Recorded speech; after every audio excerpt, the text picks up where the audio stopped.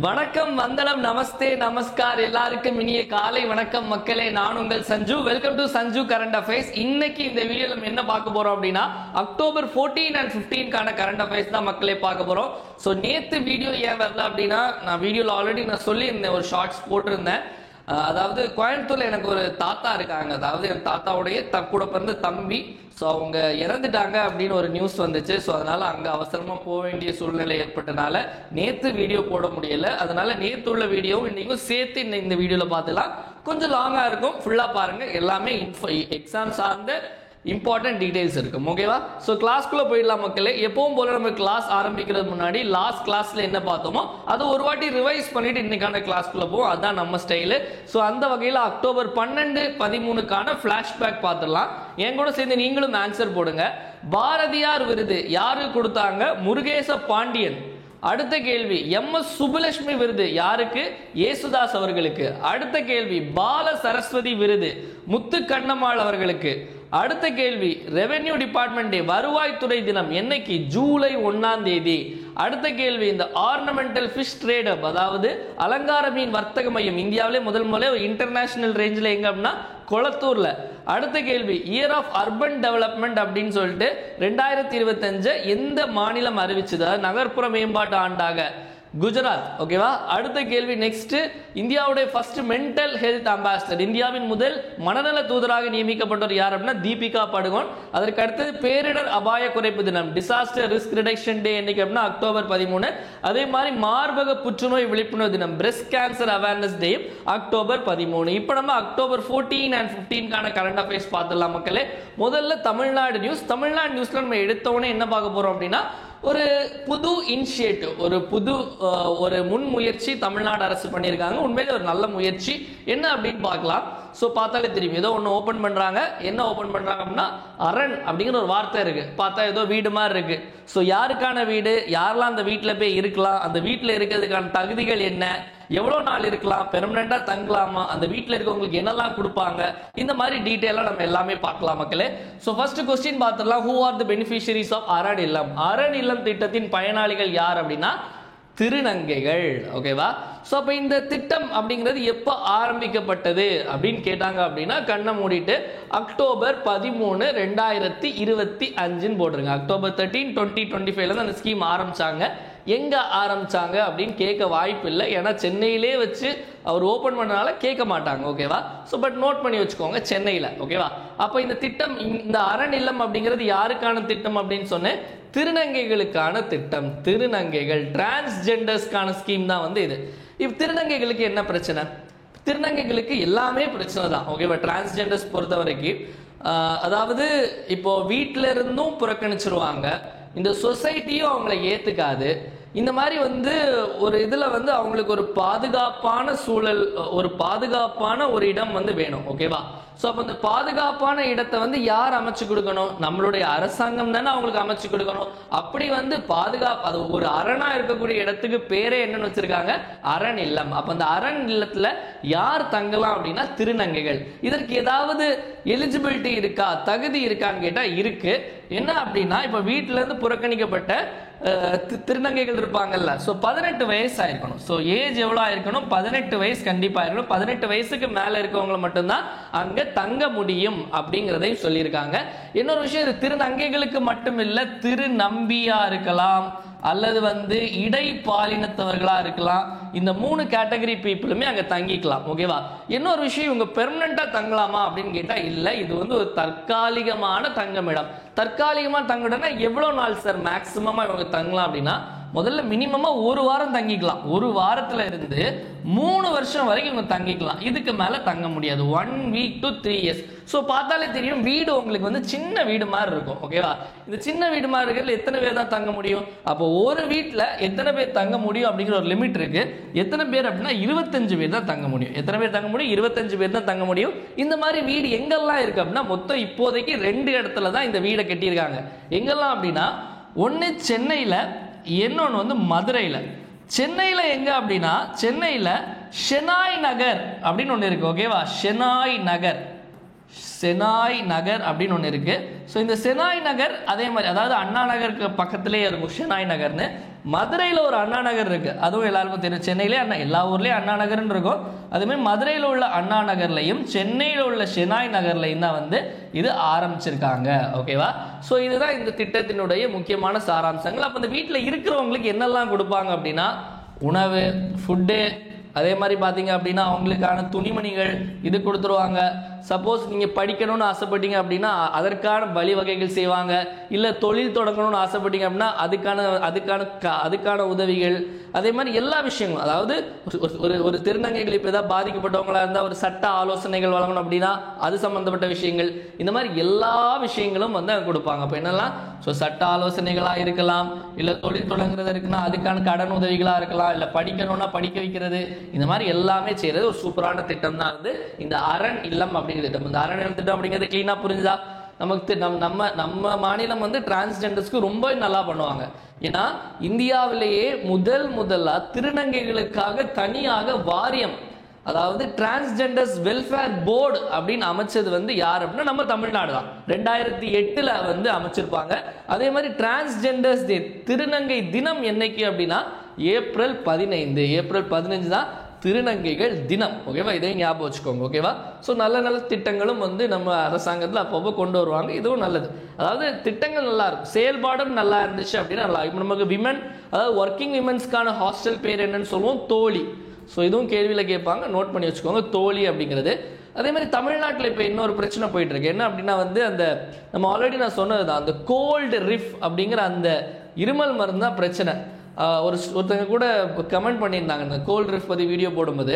என்ன அப்படின்னா, சார் இது தமிழ்நாட்டில் யாருக்குமே ப்ரிஸ்கிரைப் பண்ணுறது, தமிழ்நாட்டில் ப்ரிஸ்கிரைப் பண்ணுறது, தமிழ்நாட்டில் தான் தயாரிக்கவே செய்கிறாங்க. ஓகேவா? அதனால தான் இப்போ பிரச்சனை. ஓகேவா?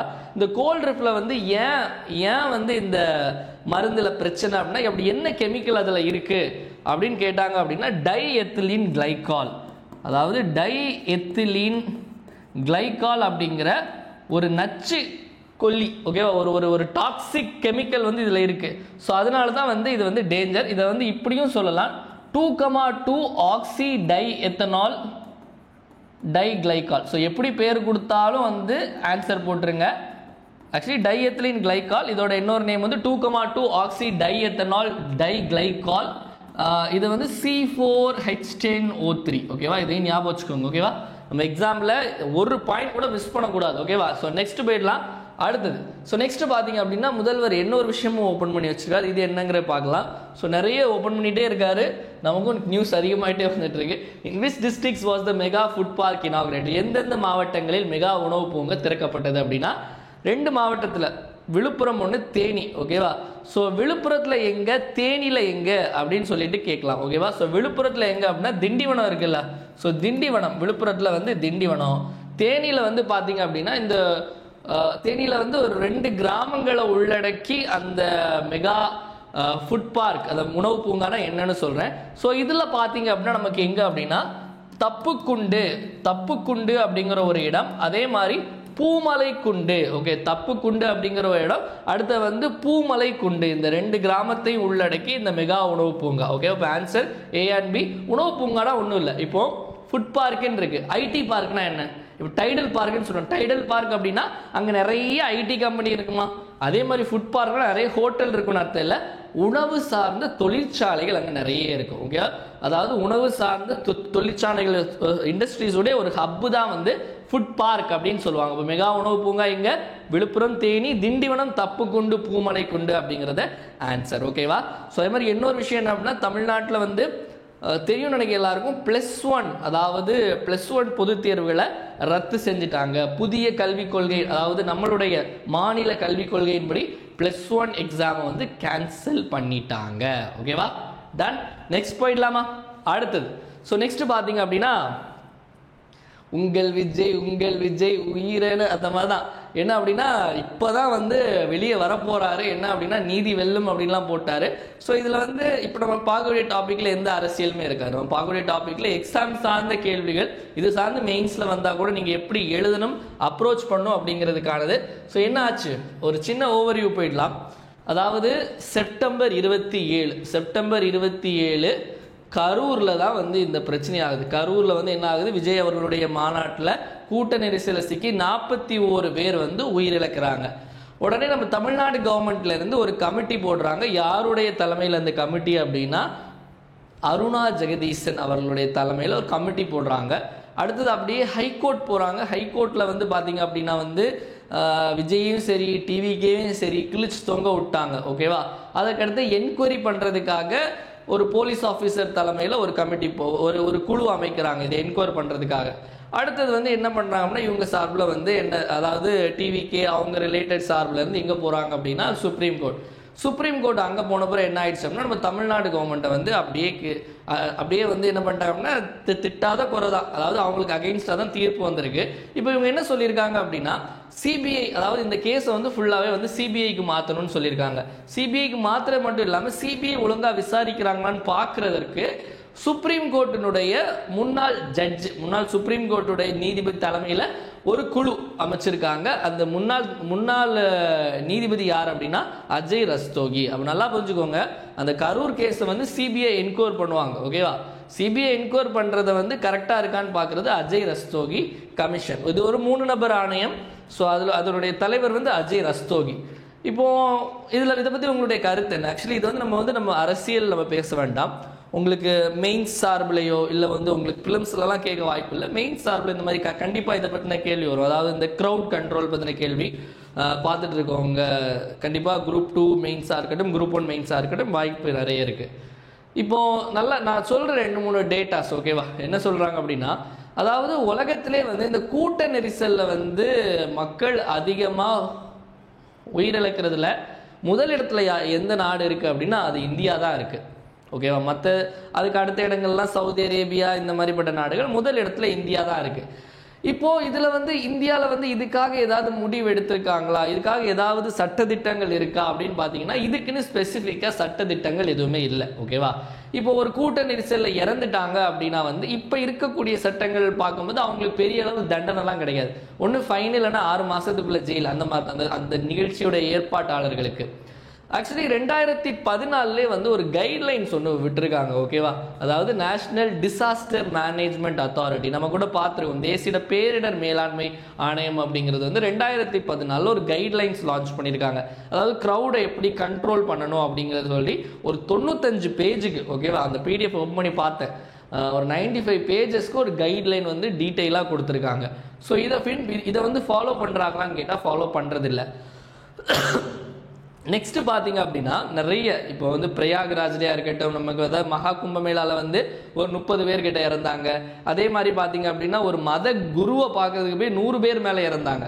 என்ன சொல்கிறாங்க அப்படின்னா அங்கே 80,000 பேர் தான் வருவாங்கன்னு எதிர்பார்த்த இடத்துல 2 லட்சம் பேர் வந்துட்டாங்க. அப்போ இதுக்கு ஏதாவது சட்டம் ஏதாவது ஊரில் ஏற்றிருக்காங்களா அப்படின்னு கேட்டால் கர்நாடகாவில் ஏற்றிருக்காங்க. உங்க எல்லாருக்குமே தெரியும், கர்நாடகாவில் ஆர்சிபி கப்பு ஜெயிச்ச உடனே ஒரு பெரிய ஊர்வலம் மாதிரி போனாங்க. அதை சிக்கி 11 பேர் இறந்தாங்க. ஸோ அந்த 11 பேர் இறந்ததுக்கு அப்புறம் அரசாங்கத்துக்கு புத்தி வந்து கர்நாடகாவில் வந்து கர்நாடகா கிரவுட் கண்ட்ரோல் ஆக்ட் அப்படின்னு ஒன்று கொண்டு வந்தாங்க. ஓகேவா? அதாவது இந்த கூட்ட கட்டுப்பாடு சட்டம் அப்படின்னு சொல்லிட்டு அந்த சட்டம் வந்து எப்படின்னா சூப்பராக நீட்டாக வந்து இது பண்ணியிருக்காங்க. அதாவது இப்போ ஒரு மீட்டிங் இல்லை ஒரு மாநாடு நடத்துறீங்க அப்படின்னா, இல்லை ஒரு ஊர்வலம் மாதிரி போறீங்க அப்படின்னா இத்தனை நாள் முன்னாடி பெர்மிஷன் வாங்கணும். இப்போ இத்தனை நாள் முன்னாடி பெர்மிஷன் நீங்கள் அப்ளை பண்ணியிருக்கணும். அப்ளை பண்ணலன்னா நீங்கள் உங்களுக்கு அந்த நாளில் மாநாடு நடத்த முடியாது.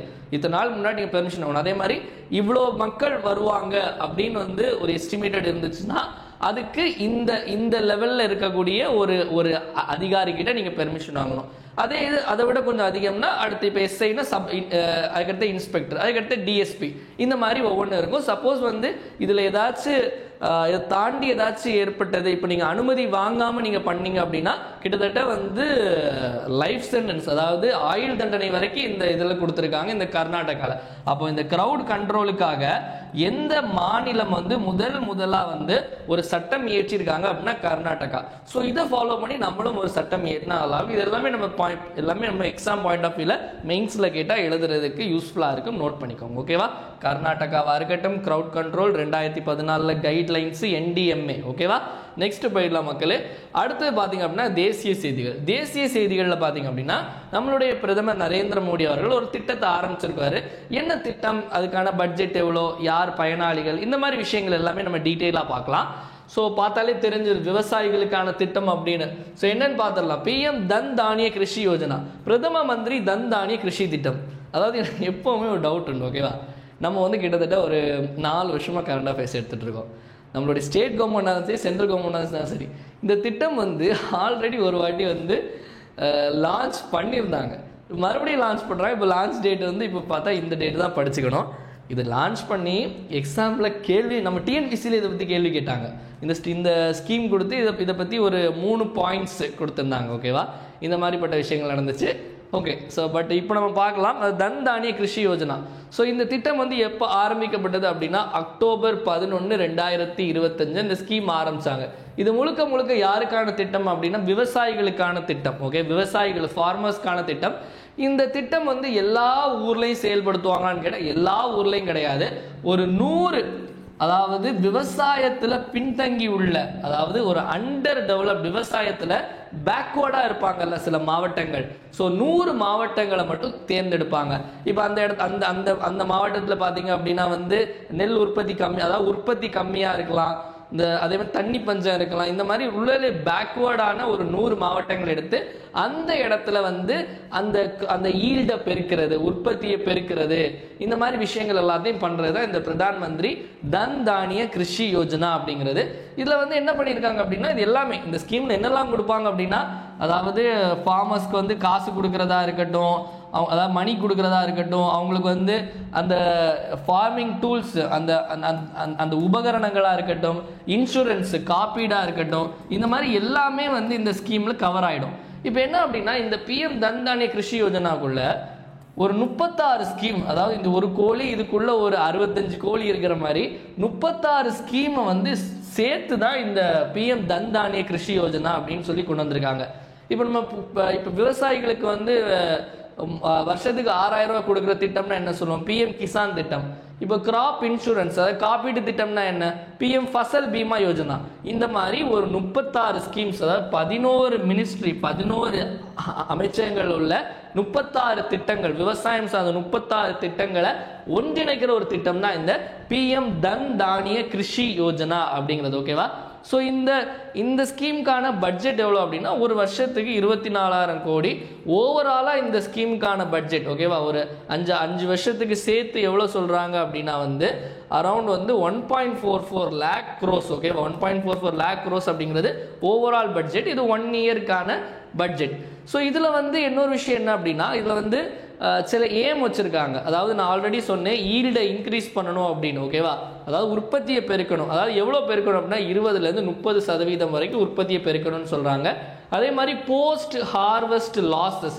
போஸ்ட் ஹார்வெஸ்ட் லாஸ்னால் என்ன அப்படின்னா, அதாவது நம்மளுடைய அந்த அறுவடை காலத்துக்கு அப்புறம் ஏற்படக்கூடிய அந்த லாஸை வந்து 5% உள்ள கொண்டு வரணும் அப்படிங்க சொல்லியிருக்காங்க. இதுதான் இந்த ஸ்கீமினுடைய முக்கியமான சிறப்பு அம்சங்கள். இதுல இருந்தா நமக்கு கேள்விகள் அப்படிங்கிறது வரும், ஓகேவா. ஸோ இது வந்து முக்கியமாக வந்து ஸ்மால் அண்ட் மார்ஜினல் ஃபார்மர்ஸ்க்காக, சிறு மற்றும் குறு விவசாயிகளுக்காக, சிறு மற்றும் குறு விவசாயிகளுக்கான திட்டம். சிறு குறு விவசாயிகள்னா நமக்கு வந்து அதாவது 2 ஹெக்டருக்கு கீழே நிலம் வச்சிருக்கவங்க தான் வந்து சிறு குறு விவசாயிகள், ஸ்மால் அண்ட் மார்ஜினல் ஃபார்மர்ஸ் அப்படிங்கிறது. இதில் சொல்லியிருக்க ஒவ்வொரு பாயிண்ட்ல தான் கொஸ்டின் வரும். லாஸ்ட் டைம் வந்து என்ன அப்படின்னா ஒரு 2 மாதம் முன்னாடி நடந்த டிஎன்பிஎஸ்சி எக்ஸாம் ஆகஸ்ட்ல டெக்னிக்கல் சர்வீஸ் எக்ஸாம் தான் நினைக்கிறேன். இந்த 100 மாற்றி வேற ஏதோ கொடுத்துருந்தான். ஆனால் 100 அக்ரிகல்ச்சர் பின்தங்கிய மாவட்டங்கள் அப்படிங்கிறத சரியான, அதாவது பேக்வேர்டாக இருப்பாங்க, அண்டர் டெவலப்டாக இருப்பாங்க, ஓகேவா. ஸோ இது புரிஞ்சா இதே நாளில் வந்து நம்மளுடைய பிரதமர் இன்னொரு திட்டமும் ஆரம்பிச்சாரு. அதாவது மிஷன் ஃபார் ஆத்ம நிர்பர் பாரதா. ஸோ ஆத்ம நிர்பர் பாரதா இன் பல்சஸ், ஓகேவா. சிம்பிளாக சொல்லணும் அப்படின்னா இந்த பருப்பு வகைகள் இருக்குல்ல, பருப்பு வகைகளில் வந்து தற்சார்பு பெறுவதற்கான இந்தியாவுடைய இயக்கம் தான் இந்த ஆத்ம நிர்பர் பாரத். ஸோ ஆத்ம நிர்பர் பாரத்னாலே இந்த சுயசார்பு, தற்சார்பு அப்படின்னு அர்த்தம். அப்போ வந்து என்ன சொல்றாங்க அப்படின்னா 2027க்குள்ள இந்த பருப்பு வகைகளில் வந்து நம்ம வந்து தற்சார்பு அடையணும் அப்படிங்கிறதுக்கான ஒரு திட்டம் தான் வந்து இந்த மிஷன் ஃபார் ஆத்ம நிர்பர் பாரதா இன் பல்சஸ் அப்படிங்கிறது. ஓகே, இந்த ஸ்கீமும் லான்ச் பண்ணாங்க. இதையும் நோட் பண்ணி வச்சுக்கோங்க. இந்த தன்தானிய கிருஷி யோஜனா ரொம்பவே முக்கியம். ஓகேவா, இப்போ அடுத்து போயிடலாம். நெக்ஸ்ட் பார்த்தீங்க அப்படின்னா ஒரு மியூசியம் ஒன்று ஓப்பன் பண்ணியிருக்காங்க. என்ன மியூசியம் அப்படிங்கிறது பார்த்துடலாம். Where is India's first semiconductor innovation museum inaugurated. இந்தியாவின் முதல் குறைக்கடத்தி கண்டுபிடிப்பு அருங்காட்சியகம் எங்கு திறக்கப்பட்டது அப்படின்னா ஹைதராபாத்ல தான் இதை ஓப்பன் பண்ணாங்க. ஓகேவா, ஸோ நெக்ஸ்ட் பார்த்தீங்கன்னா இந்த குருகிராம் இருக்குல்ல, குருகிராமில் வந்து இப்போ இந்த டிராஃபிக்ல ஏதாவது ஃபைன் பேமெண்ட் இருக்கும்ல, அந்த டிராஃபிக்லோடைய ஃபைன் பேமெண்ட், ஃபைன் கட்டுறதுக்காக முதல்ல ஒரு QR கோடு கியாஸ்க் ஒன்று உருவாக்கியிருக்காங்க. QR கோட் கியாஸ்க் அப்படிங்கிற ஒன்று உருவாக்கியிருக்காங்க. ஸோ இந்த மாதிரி டிராஃபிக் ஃபைன் பேமெண்ட்டுக்காக QR கோட் கியாஸ்க் உருவாக்கிய நகரம் எது அப்படின்னா குருகிராம். குருகிராம் அப்படிங்கிறது ஹரியானாவில் இருக்கக்கூடிய ஒரு சிட்டி. ஓகே, அதான் குருகிராம் அப்படிங்கிறது. அடுத்த கேள்வி போயிடலாம். ஸோ நெக்ஸ்ட் பார்த்தீங்க அப்படின்னா என்ன தெரியல, இந்த அக்கா இருக்காங்கல்ல, இந்த அக்கா வந்து இந்தியாவிலே அதாவது ஒரு விருது, அந்த விருதை வாங்கிய முதல் இந்திய பெண்மணி இந்த அக்கா தான். ஓகேவா, ஸோ பின்னாடி யானைகள் எல்லாம் இருக்கு. இது வேற ஒரு முக்கியமான ஒரு ஏரியா. நான் பார்த்த அந்த விலங்கு இல்லை. ஸோ உள்ள போய் பார்த்துடலாம், நீங்கள் ஈஸியாக கண்டுபிடிச்சிடலாம் அது எந்த விலங்குக்கு ஃபேமஸ் அப்படின்னு. அக்கா பேர் வந்து சொனாலி. ஓகேவா, ஸோ சொனாலி கோஷ் அவங்க. Who is the first Indian to win Kenton R. Miller Award? Kenton R. Miller விருதை வென்ற முதல் இந்திய பெண் யார்? முதல் இந்தியரே அவங்க தான், இந்திய பெண் இல்லை, முதல் இந்தியரே அவங்க தான். ஸோ சொனாலி கோஷ். முதல்ல இந்த கென்டன் ஆர் மில்லர் விருது அப்படிங்கிறது என்ன அப்படின்னு பார்த்தீங்க அப்படின்னா இது வந்து IUCN அப்படிங்கிற அமைப்பு வழங்குது. IUCN அப்படின்னா international union for conservation of nature. International union for conservation of nature, அதாவது தமிழ்ல பார்த்தீங்க அப்படின்னா பன்னாட்டு இயற்கை பாதுகாப்பு அமைப்பு. பன்னாட்டு இயற்கை பாதுகாப்பு அமைப்பு அல்லது ஒன்றியம், பன்னாட்டு இயற்கை பாதுகாப்பு ஒன்றியம். இந்த IUCN வந்து எப்போ ஆரம்பிக்கப்பட்டது அப்படிங்கிற கேள்வி கேட்டாங்க அப்படின்னா அக்டோபர் 5, 1948. இதனுடைய தலைமையகம் எங்க இருக்கு அப்படின்னு கேட்டாங்க அப்படின்னா கிளாண்ட் அப்படிங்கிற ஒரு இடம். இந்த கிளாண்ட் அப்படிங்கிற இடம் எங்க இருக்கு அப்படின்னா சுவிட்சர்லாந்து இருக்குல்ல, சுவிட்சர்லாந்து அங்கதான் இருக்கு. ஸோ அப்போ இந்த விருது யார் கொடுக்குறாங்கன்னா IUCN கொடுக்குறாங்க. IUCNல குறிப்பிட்டு சொல்லணும் அப்படின்னா IUCNல world commission on protected areas, அதாவது உலக பாதுகாக்கப்பட்ட இடங்களுக்கான ஆணையம். ஓகேவா, அது பாதுகாக்கப்பட்ட இடங்கள்னு வச்சிருப்பாங்கல்ல, world commission of protected area, பாதுகாக்கப்பட்ட இடங்களுக்கான உலக ஆணையம், உலக பாதுகாக்கப்பட்ட இடங்களுக்கான ஆணையம். ஸோ இவங்க தான் வந்து இந்த விருதை கொடுக்குறாங்க. எதற்காக அப்படின்னு பார்த்தீங்க அப்படின்னா இப்போ ஒரு தேசிய பூங்கா அல்லது நேஷனல் பார்க்கோ ஒரு வைல்ட் லைஃப் சாங்சுரியோ இருக்குன்னு வச்சுக்கோங்களேன். ஸோ அதை வந்து அதை மேனேஜ் பண்ணுற, அதை வந்து ஒரு புதுமை, அதாவது ஒரு இனோவேட் பண்ணி அதை மேனேஜ் பண்ணும், அதாவது புது வித்தியாசமான டெக்னிக் கொண்டு வந்து அதை மேனேஜ் பண்ணுறவங்களுக்கு தான் இந்த கென்டன் ஆர் மில்லர் அப்படிங்கிற விருது கொடுப்பாங்க. அதாவது ஒரு இடம் இருக்குது, இப்போ ஒன்றும் இல்லை, சிம்பிளாக சொல்லணும்னா ஒரு இடம் இருக்குது. இப்போ நம்ம கிண்டி நேஷனல் பார்க் இருக்குது, அந்த கிண்டி தேசிய பூங்காவில் வந்து அதை வந்து வித்தியாசமான முறையில் ஒரு இனோவேட் பண்ணி மேனேஜ் பண்ணாங்க அப்படின்னா இந்த மாதிரி ஒரு பாதுகாக்கப்பட்ட ஒரு இடத்த ஒரு இனோவேட் பண்ணி மேனேஜ் பண்றவங்களுக்கு கொடுக்கக்கூடிய விருது தான் Kenton R Miller. Kenton R Miller அப்படிங்கிறது IUCN உடைய முன்னாள் டைரக்டர் ஜெனரலா இருந்தவர். இந்த விருது வந்து 2006ல இருந்து கொடுக்குறாங்க. 2006ல இருந்து இந்த விருது கொடுக்குறோம். அப்போ இந்த விருதுனா என்ன தெரிஞ்சிச்சுல. அப்போ இப்போ வந்து சொனாலி அக்காவுக்கு வரும். சொனாலி அக்கா எங்க உள்ளவங்க அப்படின்னா காசிரங்கா நேஷனல் பார்க்குடைய, காசிரங்கா தேசிய பூங்காவினுடைய டைரக்டர் தான் வந்து சொனாலி கோஷ். ஓகேவா, அப்போ சொனாலி கோஷ்னா யாருன்னு பார்த்தாச்சு, கென்டன் ஆர் மில்லர் விருதுனா என்னன்னு பார்த்தாச்சு, யார் கொடுக்குறாங்கன்னு பார்த்தாச்சு, கொடுக்குறவங்களுடைய ஃபுல் டேட்டாவும் பார்த்தாச்சு. ஓகேவா, நெக்ஸ்ட் போயிடலாமா. நெக்ஸ்ட் பார்த்தீங்க அப்படின்னா வந்து சிங்கப்பெண்ணே பாட்டை வந்து பேக்ரவுண்டில் போட்டு விட்ற வேண்டியதான். ஸோ அதாவது BSF அப்படிங்கிற ஒரு அமைப்பில் அந்த ஏர் விங்குன்னு ஒன்று இருக்குது. ஓகே, விமான பிரிவு, அதில் ஒரு ஃபர்ஸ்ட் இன்ஜினியர். ஓகேவா, இவங்க தான். ஸோ இவங்க யாருன்னா பாவனா. ஸோ பாவனா சௌத்ரி உள்ள போய் பார்த்துடலாம் டீட்டெயிலாக. Who is India's first women flight engineer in BSF air wing. BSF விமான பிரிவில் இந்தியாவின் முதல் பெண் விமான பொறியாளர் யார் அப்படின்னா பாவனா சௌத்ரி அப்படிங்கிறதா சரியான விடை. ஸோ இந்த BSF அப்படின்னு நம்ம எடுத்துட்டோம்னா BSFனா என்ன அப்படின்னா border security force. Border security force தான் நம்ம என்னன்னு சொல்லுவோம், BSF அப்படின்னு சொல்லுவோம். தமிழில் வந்து எல்லை பாதுகாப்பு படை. இந்த எல்லை பாதுகாப்பு படை வந்து எந்த எல்லையை பாதுகாப்பாங்க அப்படின்னு பார்த்தீங்க அப்படின்னா இந்தியா, பாகிஸ்தான், இந்தியா பங்களாதேஷ் பார்டரை வந்து பாதுகாக்கிறதா இவங்களுடைய பிரதானமான வேலை. ஓகேவா? இவங்க எப்போ ஆரம்பிக்கப்பட்ட அமைப்பு அப்படின்னு கேட்டாங்க அப்படின்னா டிசம்பர் 1, 1965. ஏன்னா டிசம்பர் 1 தான் வந்து பிஎஸ்எஃப் ரைசிங் டே, அதாவது அந்த எழுச்சி தினம். எழுச்சி தினம்னா எப்போ ஆரம்பிக்கப்பட்ட தினம்னு அர்த்தம். டிசம்பர் 1, 1965 தான் இதை ஆரம்பிச்சாங்க. ஓகேவா? நெக்ஸ்ட் அப்படியே அந்த ஆப்ஷன்ல வாங்கலாம். சோனாலி சென்குப்தா அப்படின்னு ஒருத்தங்க இருக்காங்க. ஓகேவா? இவங்க யாரு அப்படின்னு பார்த்தீங்க அப்படின்னா ஆர்பிஐ இருக்குல்ல, நம்மளுடைய ரிசர்வ் பேங்க் ஆஃப் இந்தியா, இந்திய ரிசர்வ் வங்கியினுடைய எக்ஸிக்யூட்டிவ் டைரக்டர், அதாவது நிர்வாக இயக்குனராக யார் வந்து ஜாயின் பண்ணியிருக்காங்க, அப்பாயிண்ட் பண்ணியிருக்காங்க அப்படின்னா இந்த சோனாலி சென்குப்தா அவர்களை. ஸோ நெக்ஸ்ட் இந்த டான் கேட்ஸ் அப்படிங்கிறவர் யார் அப்படின்னா டெபுட்டி மேனேஜிங் டைரக்டர், அதாவது ஐஎம்எஃப் அப்படின்னு ஒரு அமைப்பு இருக்கு, இன்டர்நேஷனல் மானிட்டரி ஃபண்ட், தமிழ்ல சர்வதேச நாணய நிதியம், அதனுடைய துணை மேலாண்மை இயக்குனர், டெபுட்டி மேனேஜிங் டைரக்டராட்டு யார் தேர்ந்தெடுக்கப்பட்டிருக்காங்க அப்படின்னா டான் கேட்ஸ். இந்த டான் கேட்ஸ் ஏன் முக்கியம் அப்படின்னு சொல்றேன்னா இந்த பதவி இருக்குல்ல, இந்த துணை மேலாண்மை இயக்குனர் ஐஎம்எஃப்னுடைய இந்த பதவியை முன்னாடி வகிச்சது யார் அப்படின்னா கீதா கோபிநாத் அப்படிங்கிற ஒரு இந்திய பெண்மணி. அப்போ இந்த கீதா கோபிநாத் பற்றி நிறைய இதெல்லாம் கேட்டிருந்தாங்க கொஸ்டின்ஸ்லாம் அந்த டைமில். ஸோ கீதா கோபிநாத் இடத்த ஒருத்தங்க ரீப்ளேஸ் பண்ணுறாங்க, யார் அப்படின்னா டான் கேட்ஸ். ஓகேவா? அடுத்து நெக்ஸ்ட் பார்த்தீங்க அப்படின்னா இன்டர்நேஷனல் நியூஸில் இதை பார்க்க எப்படி தெரியுது? ஏதோ ஒரு பனிப்பாறை புது வெள்ளை மலை நனைகிறதே அப்படிங்கிற மாதிரி இருக்கா? ஸோ இது என்ன ஏது அப்படிங்கிறது உள்ள போய் பார்த்துடலாம். What is the name of India's new research station in Antarctica? அண்டார்டிகாவில் இந்தியாவின் புதிய ஆராய்ச்சி நிலையத்தின் பெயர் என்ன அப்படின்னு கேட்குறாங்க. பெயர் என்னவா இருக்குன்னு கெஸ் பண்ண முடியுமா? தக்ஷின் கங்கோத்ரி, மைத்ரி, இந்த மாதிரி வந்து ஒவ்வொரு பெயர் இருக்கு. என்ன பேரா இருக்கும்னு ஏதாவது கெஸ் பண்ண முடியுதா? இல்லை, இப்போ ஈஸியாக கெஸ் பண்ணிடலாம். என்ன அப்படின்னா மைத்ரி 2 இருக்கு.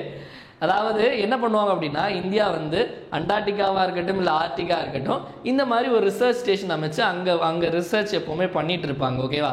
எதுக்கு இந்த ரிசர்ச் பண்ணுறா அப்படின்னா நம்மளும் பெரிய ஆள் அப்படின்னு காட்டுறதுக்காக தான். நம்மளும் பெரிய ஆள் தான், இல்லைன்னா இல்லை. ஓகேவா? ஸோ அப்போது இங்கே 1983 முதல்ல ரிசர்ச் ஸ்டேஷன் வந்து எங்கே ஆரம்பித்தாங்க அப்படின்னா இந்த தக்ஷின் கங்கோத்ரியில். அதற்கடுத்து அந்த பேரில். ஓகேவா? அதாவது இந்த ஸ்டேஷன் இருக்குல்ல, இதோடைய பேர் வந்து தக்ஷின் கங்கோத்ரி. அதுக்கடுத்து 1989 மைத்ரி அப்படிங்கிற பேரில் இன்னொரு ரிசர்ச் ஸ்டேஷன் ஆரம்பித்தாங்க. அதற்கடுத்து 2012 பார்த்தீங்க அப்படின்னா பாரதி அப்படிங்கிற பேரில் இன்னொரு ரிசர்ச் ஸ்டேஷன். இப்போது நம்மளுடைய கேபினெட் இருக்காங்கல்ல, அவங்க அப்ரூவல் கொடுத்துருக்காங்க. அதாவது இன்னொரு ரிசர்ச் ஸ்டேஷன் புதுசாக ஆரம்பிக்கலாம், மைத்ரி 2. ஸோ மைத்ரி 2 இப்போது ஆர்டிக்கில் இப்போ இதை பற்றி கேள்வி கேட்கலாம். ஓகேவா? இதே மாதிரி ஆர்டிக்லையும் வந்து இருக்குது, அதனுடைய பேர் வந்து ஹிமாத்ரி. இந்த ஹிமாத்ரி அப்படிங்கிறது பேர். இது வந்து 2008 வந்து அங்கே ஆரம்பித்தாங்க. ஓகேவா? இதெல்லாமே ரிசர்ச் ஸ்டேஷன் பேர். பாரதி, மைத்ரி, தக்ஷின் கங்கோத்ரி, ஹிமாத்ரி, இதெல்லாம் எக்ஸாமில் உங்களுக்கு கேட்கறதுக்கான வாய்ப்புகள் நிறைய இருக்குது. அடுத்து நெக்ஸ்ட் என்ன அப்படின்னா ஒரு வழியாக இஸ்ரேல் ஹமாஸ் போகிற முடிவுக்கு கொண்டு வந்துட்டாரு அப்படின்னு சொல்லிட்டு இவருக்கு ஒரே பாராட்டுகள் வருது. சம்திங் ஏதோ ஒன்று. ஓகேவா? ஸோ வந்து இதுக்கான ஒரு மாநாடு நடைபெற்றது. ஓகேவா? அந்த மாநாடு எங்கே நடைபெற்றது, இவருக்கு ஏதாவது விருது கொடுத்துருக்காங்களா? அதாவது நோபல் ப்ரைஸ் கேட்டார், அது இல்லை, அதுக்கு வந்து வேற ஒரு ப்ரைஸ் கொடுத்துருக்காங்க. என்ன அப்படின்னு பார்த்துடலாம். Where was the Gaza peace summit 2025? Gaza அமைதி உச்சி மாநாடு 2025 எங்கு நடைபெற்றது அப்படின்னு கேட்குறாங்க. ஓகேவா? இது எங்கே நடைபெற்றது அப்படின்னு பார்த்தீங்க அப்படின்னா எகிப்தில் ஷாம் எல் ஷேக் அப்படிங்கிற ஒரு இடம். ஓகேவா? ஸோ அதாவது ஷாம் எல் ஷேக் எங்கே இருக்குன்னா எகிப்தில், ஈஜிப்டில் இருக்குது. அங்கே தான் நடந்துச்சு. இப்போது அது மட்டும் இல்லாமல் என்ன அப்படின்னா ட்ரம்ப் அவர்களுக்கு பார்த்தீங்க அப்படின்னா ஒரு அவார்டு கொடுத்துருக்காங்க. என்ன அப்படின்னா எகிப்து நாட்டுடைய உயரிய விருது வந்து ஆர்டர் ஆஃப் நைல் அப்படின்னு சொல்லுவாங்க. இந்த ஆர்டர் ஆஃப் நைல் அப்படிங்கிற அவங்க ஊருடைய உயரிய விருது. நம்ம ஊரில் பாரத் ரத்னா இருக்குல்ல, அதே மாதிரி அங்கே ஈஜிப்டில் வந்து உயரிய விருது வந்து நமக்கு ஆர்டர் ஆஃப் நைல் அப்படிங்கிறது. அந்த விருது ட்ரம்ப்பு கொடுத்துருக்காங்க. பீஸ் ப்ரைஸ் தான் கிடைக்கல, இதாவது கொடுத்துட்டு. ஆனால் இந்த விருது நம்ம பிரதமர் நரேந்திர மோடி கொஞ்ச நாள் முன்னாடியே வாங்கிட்டார். ஓகேவா? ஸோ இதான் இது. நெக்ஸ்ட் பார்த்தீங்க அப்படின்னா இந்த மால்தீவ்ஸில் வந்து ஒரு விஷயம் பண்ணியிருக்காங்க. மால்தீவ்ஸில் என்ன விஷயம் அப்படின்னா 3 விஷயத்தை வந்து எலிமினேட் பண்ணியிருக்காங்க, ஒழிச்சிருக்காங்க. ஓகேவா? எதை ஒழிச்சிருக்காங்க அப்படின்னா இப்போ மதர், அதாவது அம்மா கிட்ட இருந்து குழந்தைகளுக்கு சில நோய்கள் போகும்ல, அதில் ஒரு 3 நோய்களை ஒழித்த முதல் நாடு எது அப்படின்னா மால்தீவ்ஸ். ஓகேவா? ஸோ எதெல்லாம் அப்படின்னா ஹெச்ஐவியாக இருக்கட்டும், ஹெப்பாட்டிட்டிஸ் பியாக இருக்கட்டும், அதே மாதிரி சிஃபிலிஸ். ஓகேவா? மோஸ்ட்லி வந்து இந்த ஹெச்ஐவி சிஃபிலிஸ்லாம் ஒரு மாதிரி செக்ஷுவலி கான்ட்ராக்டட் டிசீசஸ். அப்புறம் ஹெப்பாட்டிட்டிஸ் பி, அதாவது இந்த 3 நோயையும் வந்து அதாவது தாய்கிட்டேருந்து தாய்கிட்டேருந்து குழந்தைகளுக்கு டிரான்ஸ்மிட் ஆகிறத வந்து எலிமினேட் பண்ண முதல் நாடு எது அப்படின்னா மால்தீவ்ஸ். ஓகேவா? அதே மாதிரி பார்த்தீங்க அப்படின்னா இந்த பலவ் அப்படிங்கிற ஒரு நாடு இருக்குது, சின்ன நாடு. இங்கே என்ன அப்படின்னா ஒரு வித்தியாசமான ஒரு சர்க்கஸ் பண்ணியிருக்காங்க. அதாவது என்ன அப்படின்னா உலகத்திலே முதல்ல ஒரு அண்டர் வாட்டரில் ஒரு இன்டர்வியூ, அதாவது தண்ணிக்கு அடியில், இந்த ஓஷனில் தண்ணிக்கு அடியில் ஒரு நேர்காணல், அது வந்து லைஃபை டெக்னாலஜி. ஸோ இந்த தொழில்நுட்பத்தை பயன்படுத்தி இந்த இன்டர்வியூ எடுத்திருக்காங்க அந்த ஊர் பிரசிடென்ட். ஓகேவா? ஸோ அதனால் இது இப்போ வந்து இந்த பலவ் அப்படிங்கிற பேர் வந்து அங்கங்கே வந்திருக்கும் நியூஸில். ஸோ அண்டர் வாட்டர் இன்டர்வியூ உலகத்திலே முதல்ல அண்டர் வாட்டர் இன்டர்வியூ எந்த ஊரில் எடுத்திருக்காங்கன்னா பலவ். ஸோ எப்போவுமே வந்து சில விஷயங்கள் நம்ம வந்து இன்டர்நேஷ்னல் நியூஸ் பொறுத்த வரைக்கும் நம்ம கனெக்ட் பண்ணி பார்க்கணும். இப்போது ஒரு கொஞ்ச நாள் முன்னாடி, அதாவது போன வாரம் பார்த்திங்க அப்படின்னா ஆப்கானிஸ்தானுடைய வெளியுறவுத்துறை அமைச்சர் இங்கே வந்திருந்தார். ஆப்கானிஸ்தான் தாலிபான் கண்ட்ரோலில் இருக்காங்க, இங்கே வந்திருக்காங்க. இங்கே வந்திருக்க டைமில் பார்த்தீங்க அவருடைய பேர் வந்து அமீர் கான் முத்தாகி அப்படின்னு ஒருத்தர். அமீர் கான் முத்தாகி வந்திருக்க நேரத்தில் பார்த்தீங்க அப்படின்னா ஆப்கானிஸ்தான்லேயும் பாகிஸ்தான்லேயும் சண்டை. ஆப்கானிஸ்தான் பாகிஸ்தான் 2 பேரும் மோதிக்கிறாங்க. 2 சைட்லேயும் ஒரு 200 பேர் மேலே இறந்துட்டாங்க. ஸோ இந்த மாதிரி, அதாவது அவர் இங்கே வராரு, அங்கே சண்டை நடக்குது. அதாவது இது எப்படின்னா இதை எப்படி கனெக்ட் பண்ணோம் அப்படின்னா, நீங்கள் தினமணி நியூஸ் பேப்பரில் நினைக்கிறேன், அதில் ஃபஸ்ட் பேஜில் ஒன்று போட்டிருக்கு. என்ன அப்படின்னா முந்தானத்து பேப்பரில் ஃபஸ்ட் பேஜில் ஒரு இடம் இருக்குது. என்ன அப்படின்னா அதே மாதிரி என்னென்னா இந்த மாதிரி இந்தியா ஆப்கானிஸ்தான் பாகிஸ்தான் இடையே மோதல், இரு தரப்பிலும் 200 பேர் உயிரிழப்பு அப்படின்னு. அப்படியே 6வது பேஜ் 7வது பேஜ் வந்துட்டிங்க அப்படின்னா இந்த சைடில் போட்டிருக்காங்க. என்ன அப்படின்னா அவர் இங்கே வந்திருக்காரு, வந்து நம்ம ஊரில் உட்காந்து பாகிஸ்தானை மிரட்டுறாரு. நாங்கள் அமைதி தான் கேட்டோம், நீங்கள் எப்படி பண்ணீங்கன்னா நாங்களும் வேறு முகம் காட்டுவோன்னு. So India is indirectly supporting Afghanistan அப்படின்னு புரிஞ்சுக்கணும். இப்போ ஜப்பான் பொறுத்து இப்போ ஒரு ரெண்டு நாடுகளுக்கு வந்து நல்ல ஒரு புரிந்துணர்வு இருக்குது, நல்ல ஒரு ரிலேஷன் இருக்குது அப்படின்னா, இப்போ ஜப்பானில் பார்த்தீங்க அப்படின்னா ஜப்பான்லேருந்தே சொல்லியிருக்காங்க என்ன அப்படின்னா அடுத்த 5 வருஷத்தில் இந்தியர்களுக்கு 5 லட்சம் விசா கொடுக்க போகிறோம் அப்படின்னு சொல்லிட்டு, அப்போ நல்ல டேர்ம்ஸில் இருக்கும் அப்படின்னு சொல்லிட்டு. அதே மாதிரி கனடாலேருந்து வந்தாங்க, கனடாலேருந்து ஃபாரின் மினிஸ்டர் வந்தாங்க. அவங்க வந்து நம்ம இந்திய வம்சாவளியை சேர்ந்த அனிதா ஆனந்த். அப்போ அவங்களுமே நல்லா, அப்போ இந்த மாதிரிலாம் வந்து மீட் பண்ணும்போது வந்து நல்ல ஒரு இதாக இருக்குது அப்படின்னு நம்ம தெரிஞ்சுக்கலாம். ஓகேவா? ஸோ ஜஸ்ட் உங்களை சொல்லணும்னு சொன்னேன். நெக்ஸ்ட் பார்த்துடலாம். அடுத்து இதை இந்த சைட் கொண்டு வந்துடுறேன், அப்போ தான் எனக்கு ஈஸியாக இருக்கும். ஓகே, நெக்ஸ்ட் பார்த்தீங்க அப்படின்னா அவார்ட். ஸோ அவார்டில் பார்த்தீங்க அப்படின்னா கடைசியாக, அதாவது நிறைய பேர் நோபல் ப்ரைஸ் வீடியோ கேட்டிருந்தீங்க. நோபல் ப்ரைஸுக்கு லாஸ்ட்டாக எக்கனாமிக்ஸ்க்கு கடைசி லேட் ஆகிடுச்சு. ஸோ அதனால தான் போன சண்டே போட முடியல. சண்டே வந்து எக்கனாமிக்ஸ்குள்ளது வந்து அனௌன்ஸ் பண்ணலை. 13ஆம் தேதி தான் அனௌன்ஸ் பண்ணியிருந்தாங்க. 13ஆம் தேதி மதியத்துக்கு மேலே தான் வந்து அனௌன்ஸ் பண்ணியிருந்தாங்க. ஸோ எக்கனாமிக் சயின்ஸ்க்கான பீஸ் ப்ரைஸ் யாருக்கு கிடச்சிருக்கு அப்படின்னு பார்த்தீங்க அப்படின்னா 3 பேருக்கு, ஜோயல் பிலிப்பு பீட்ரு, ஜேபிபிக்கு தான் கிடச்சிருக்கு. ஜோயல் பிலிப்பு அப்புறம் வந்து பீட்டர் அப்படிங்கிறது. ஸோ இவங்க 3 பேரும் ஒவ்வொரு விஷயம் பண்ணியிருக்காங்க. ஸோ நம்ம வந்து நோபல் ப்ரைஸ் பற்றி டீட்டெயிலாக ஒரு வீடியோ பார்க்கும்போது இது எல்லாமே நம்ம கவர் பண்ணிடணும். இப்போ ஆல் த அபோவ் அப்படிங்கிறது சரியான படி. நோபல் ப்ரைஸ் முடிஞ்சிடுச்சு. நோபல் ப்ரைஸ் தனியாகவே வந்து ஒரு டாப்பிக்காக வந்து ஒரு வீடியோவாக கவர் பண்ணுவோம். அதை தாண்டி எந்த கேள்வியும் வராது. ஓகேவா? அந்த மாதிரி தான் நான் ரெடி பண்ணிகிட்டு இருக்கேன் ஒன்று. நெக்ஸ்ட் பார்த்தீங்க அப்படின்னா ஸ்போர்ட்ஸ்.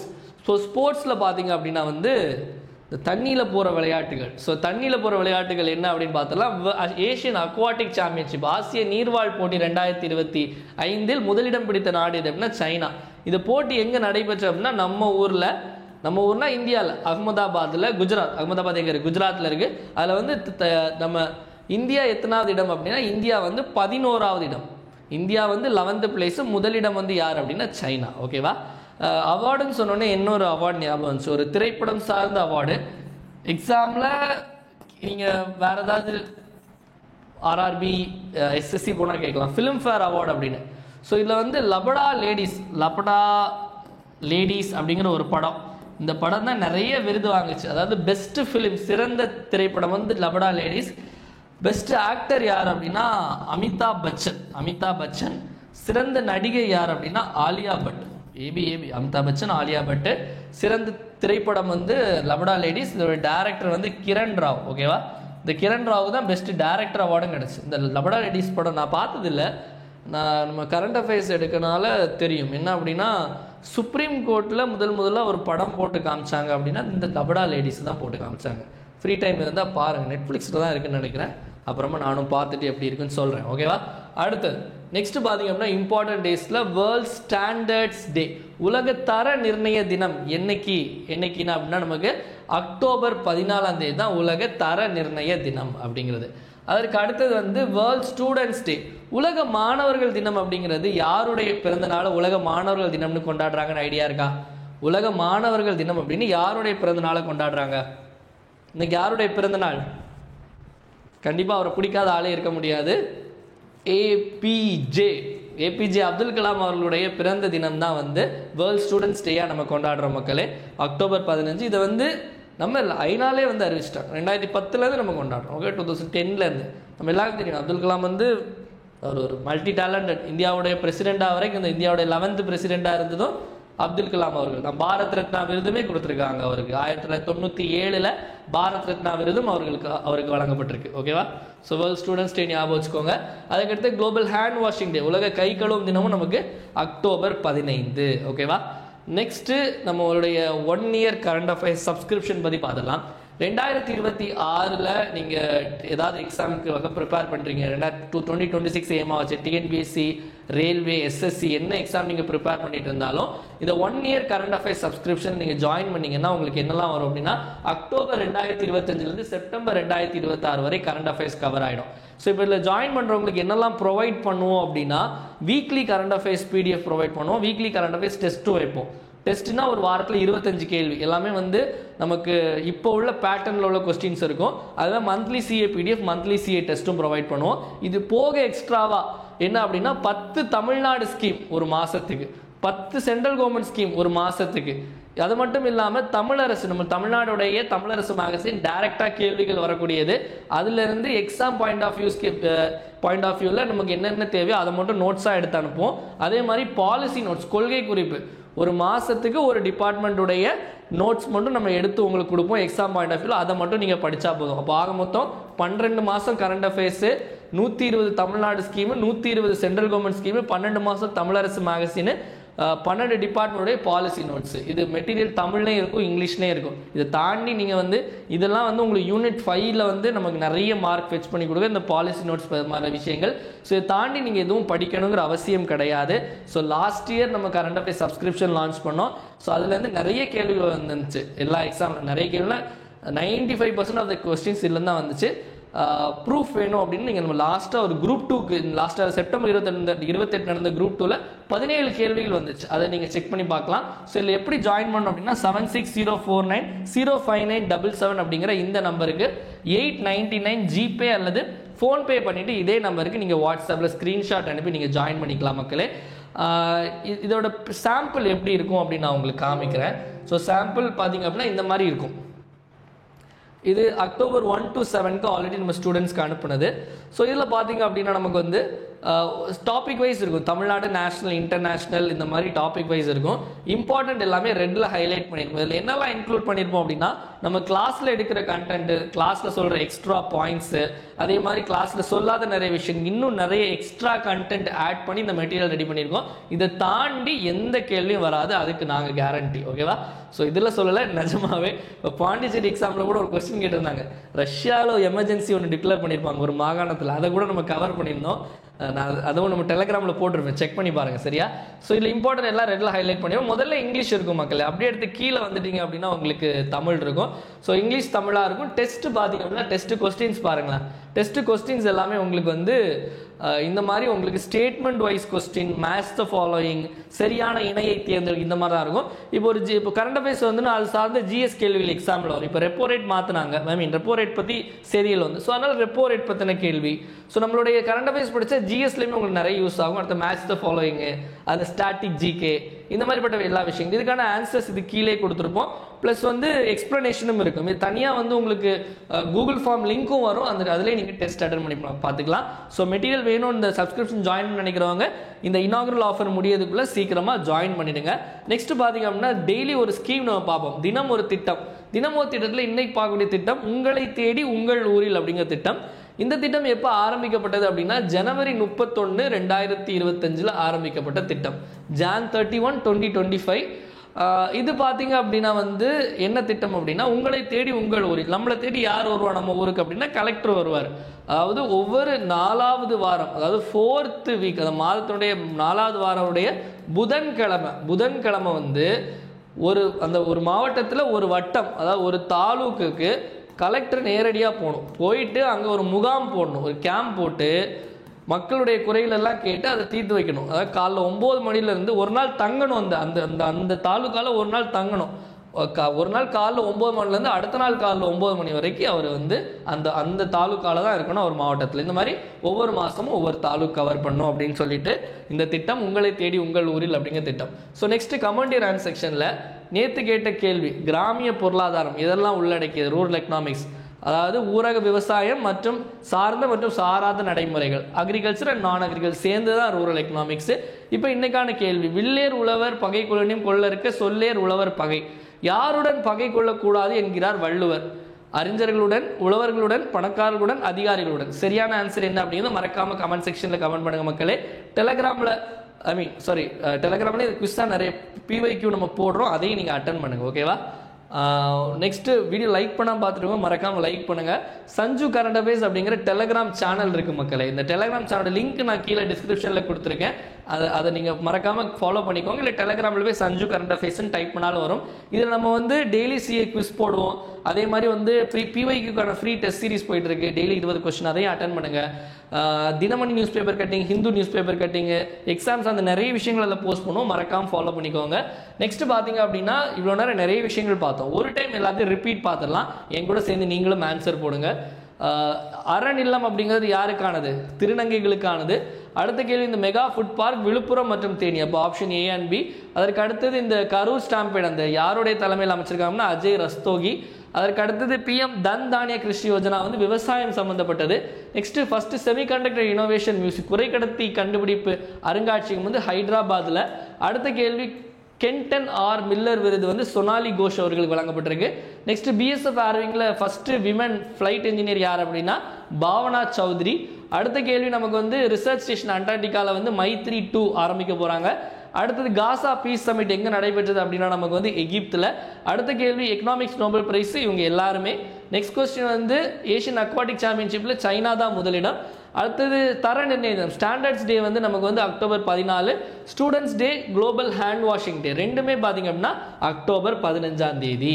வீடியோவோட எண்டுக்கு வந்தாச்சு மக்களே. வீடியோ பிடிச்சிருந்தா மறக்காம லைக் பண்ணுங்க, உங்க ஃப்ரெண்ட்ஸ் எல்லாருக்கும் ஷேர் பண்ணுங்க. வீடியோ யூஸ்ஃபுல்லாக இருந்து நினைச்சீங்க அப்படின்னா மறக்காம கமெண்ட் செக்ஷன்ல வீடியோ எப்படி இருந்துச்சு அப்படிங்கிற கமெண்ட் பண்ணுங்க. ஏன்னா உங்களுடைய கமெண்ட்ஸ் தான் என்னுடைய பூஸ்ட், போனிட்டா, ஹார்லிக்ஸ், மைலோ, காம்ப்ளான் எல்லாமே. அதனால மறக்காம கமெண்ட் செக்ஷன்ல கமெண்ட் பண்ணுங்க. டெலகிராமில் போடுற குவிஸ் எல்லாரும் மறக்காம அட்டன் பண்ணுங்க மக்களே. மீண்டும் வந்து ஈவினிங் 7 மணிக்கு பாலிட்டி கிளாஸ்ல சந்திப்போம். நன்றி, வணக்கம். இந்த நாள் இனிய நாளாக அமையட்டும். வாழ்க தமிழ், வளர்க தமிழ்நாடு.